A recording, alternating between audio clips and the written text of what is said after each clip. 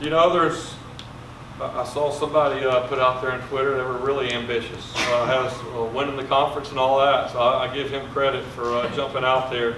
I wouldn't put any limits on this team. I wouldn't put a limit on what this team can do. Again, every year is a new year. One thing that I shared with our players in the first team meeting that we had back in January is that look at the conference champs in 3 of the 5 Power 5 teams this past year, right? Michigan won the conference this year in the Big Ten. I believe they won 2 games the year before, right? You look at Baylor, they won the Big 12 this past year. I believe they came off a season where they won 2 games the year before. And then Utah won the Pac-12, and they won 3 games the year before. You look at Michigan State, had an outstanding year this year, and I believe they won 2 games the year before. And really what the message to our players was, you know what, those teams, right, they made a decision in January, February, March, April, right, that it was going to be different.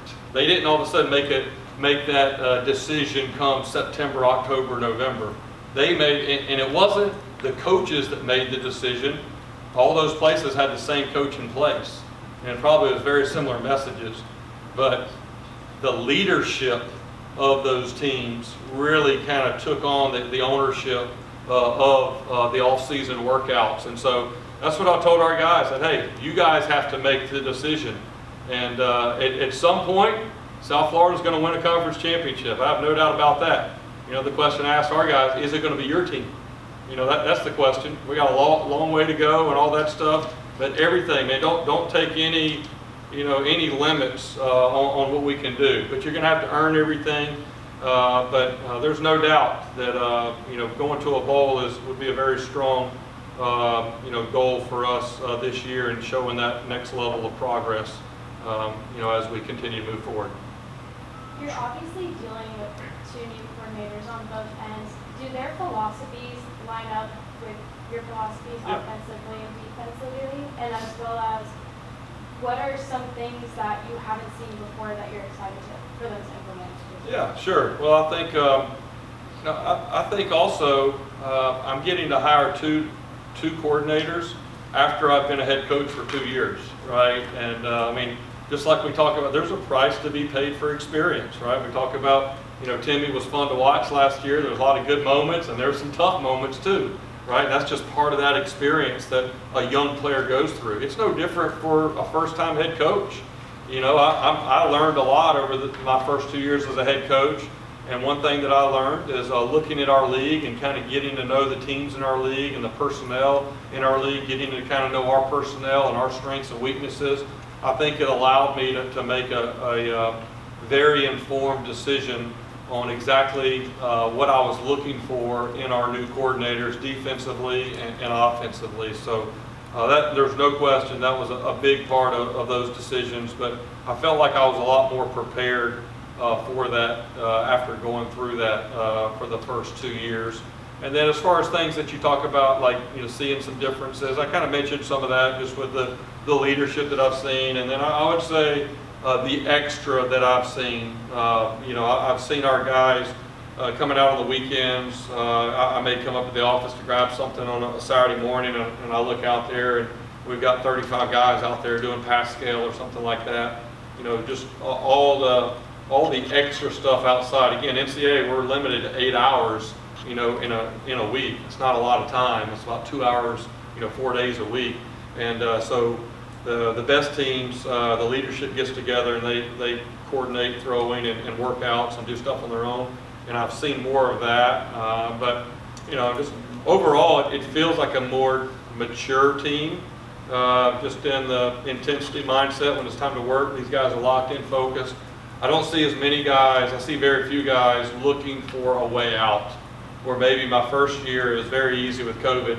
If you had anything that didn't feel quite right, stand over there and you don't have to do anything the rest of the day, right? And so when you're kind of taking over a new team, there's a lot of people stepping over there wanting to do that. And you can't go over there and challenge them on it because of COVID and everything that's going on.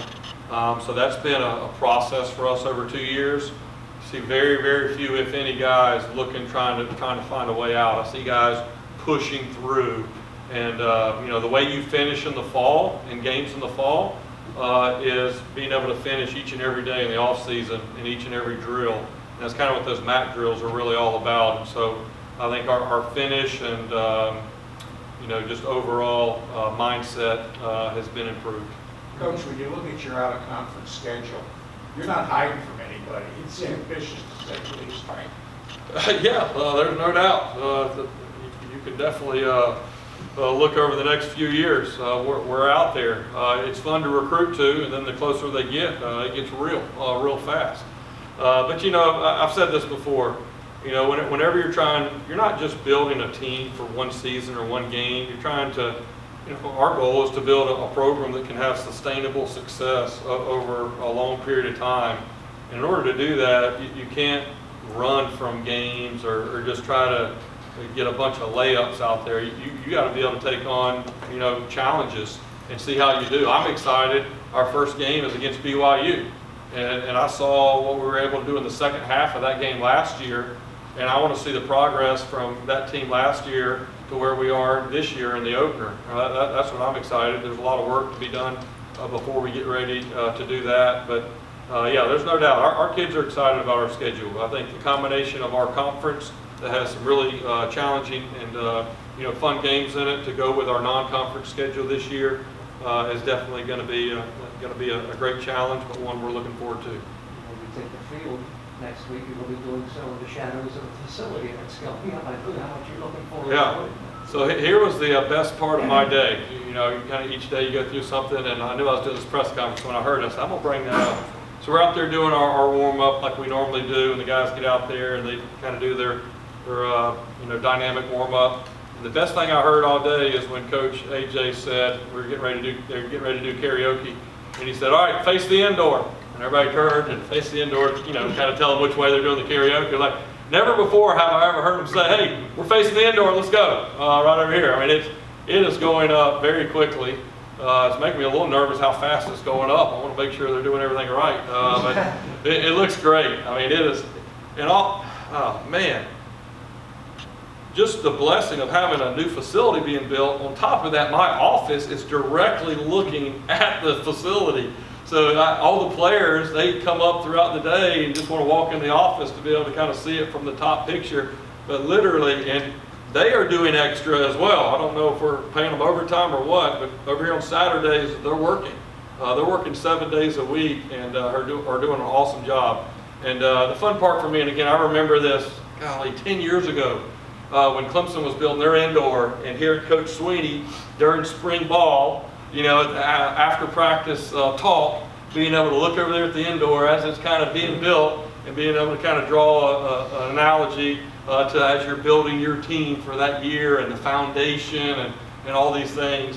And that's exactly where in fact, I texted Coach Sweeney today. I was jogging around campus and I took a picture of the indoor and texted that to him. And he said, "Game changer." And I said, "That's right." Because really for us, that's what at Clemson, that was the big game changer. When we got the indoor, practice and all the events we were able to do there, the camps, recruiting, and everything else came after that. So, yes, that's awesome. We're excited. Hoping to be able to get in there by late summer, early August. But there's a full team out there working. They're doing an awesome job. Nobody's asked about the quarterback, the quarterback situation. Let's call it that. Yeah. Open competition with Marsh coming back and Brown coming in and Smith coming in. Yeah. So one thing also I want to say, Jordan Smith is moving back to quarterback. We asked him to move to safety and try that out last year, and he did. Unfortunately, he had a shoulder injury. He had surgery. He's coming back from that. He's going to be limited a little bit this spring, so he's not going to be able to jump in there and get all the complete reps and all that this spring. But he is moving back to quarterback there. So I think whenever Gunnar Smith gets here in the summer, that'll give us 5 scholarship quarterbacks. But no, it's going really well. I think Timmy's been doing a good job in the off season.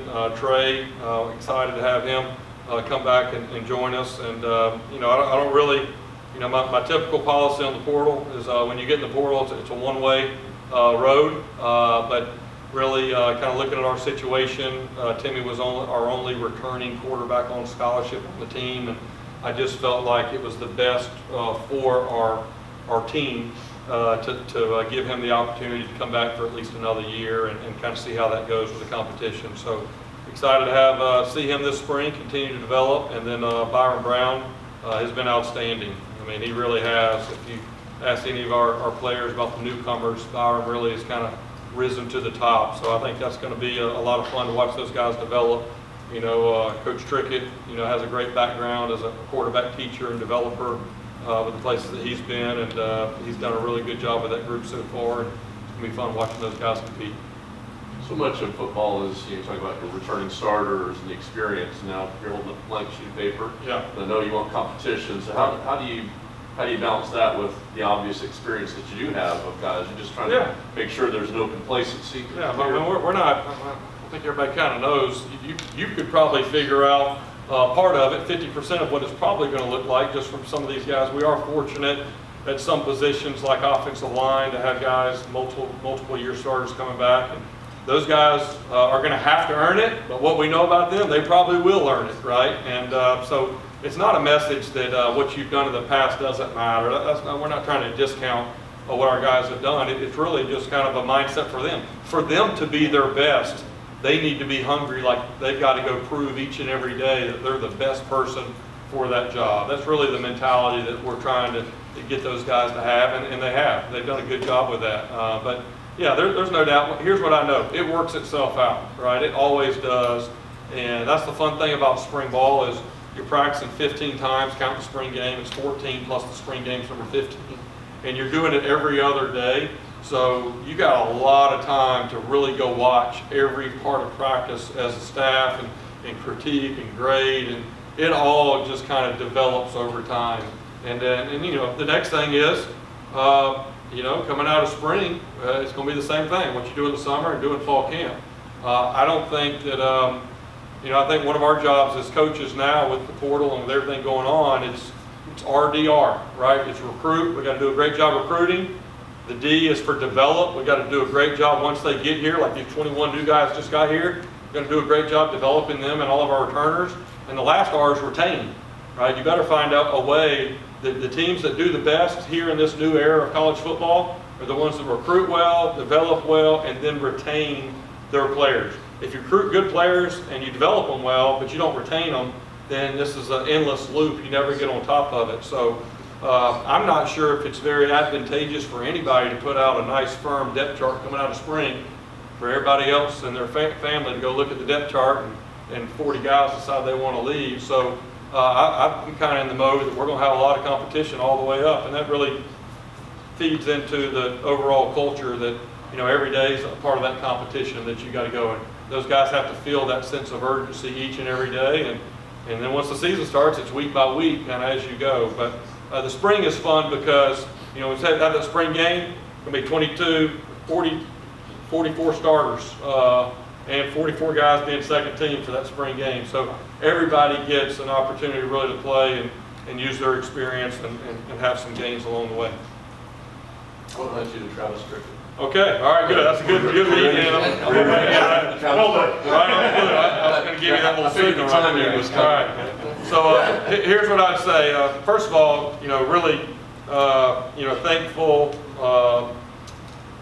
you know, for Charlie Weiss Jr. He did a really good job, and you know, a lot of things we're working through, and he's going to do an outstanding job kind of in the next chapter for him. But for me, whenever I knew that we had an opening, a couple things that was important. Number one, I wanted to be sure to bring in someone that maybe had the same beliefs in the offensive system and how we do things on offense, and maybe even someone that had a little bit of experience in our offensive kind of scheme and system. And then also another thing I was looking for was someone that has a reputation as a great quarterback teacher and quarterback developer, because I feel like we have some very talented quarterbacks that have a lot of potential, that if they're developed well over the next few years, going to be really good for our team. And, you know, that led me to Coach Trickett. I've known of Coach Trickett for a while. I haven't had really a personal relationship. I think I bumped into him one time at a coach's clinic, you know, one time. But one of my good friends is a good friend with Coach Trickett, so I've kind of kept up with him through that. We do have a lot in common. We both grew up as a college coach's son, as a coach's kid. His dad, Rick Trickett, been a very successful offensive line coach for many years. And then the other thing we have in common is we both left our alma mater to come here to South Florida. And you know, he went to West Virginia, has a lot of ties there. And you know, but I think his experience, if you go back and look at his resume, you know, he was the offensive coordinator at an early age at Samford, and was running a very similar offense and system to what we do here. And then after that, he went to FAU and was calling the offense there, and then at Georgia State there for their first 2 years calling the offense. So he has 7 years of experience of calling plays and a very similar system and scheme, and it's going to allow us to really, I feel like offensively, I feel like we've been making progress and just had some young guys out there and developing. Defensively, I felt like we needed to make a pretty strong change, but offensively, I didn't want to throw away all the work that we had put in with that offense as far as our scheme and system. So we're going to be able to keep a lot of the terminology the same. Obviously, he's going to have the ability to add his flavor to it, and there'll be some things that he believes in that we'll do that'll be maybe a little bit different. But overall, I'm expecting to see a better version of what we've done. And then on top of all of that, the other thing, that as I started making calls and doing some research on him, he has an outstanding reputation as a recruiter, and specifically in the Miami area. If you talk to the coaches down there in Broward and Dade County, they all know Coach Travis Trickett. They've got a long relationship with him, a trust with him. I got to spend the day with him down there in January, and he's got the secret handshake. They let him in the back door over there. So I think when I look back over our short history here at South Florida, when we recruited well down in that Miami area, that's been some of our better teams. And so that was one thing I felt like we were missing a little bit. So to be able to do that with the right guy as your offensive coordinator was really just kind of the cherry on top. So I'm going to bring up Coach Trickett, let him say a few words. Last thing that I would say is we're excited tonight. We have a high school coaches clinic going on tonight at 6 o'clock, and we've got about 175 high school coaches, I think 45 head coaches. Everybody's from Florida, the majority of them are from this Bay Area here, so excited to be able to have those high school coaches come back, and hopefully we'll have them coming out to spring practice as well. So I'll hand it over to Coach Trickett.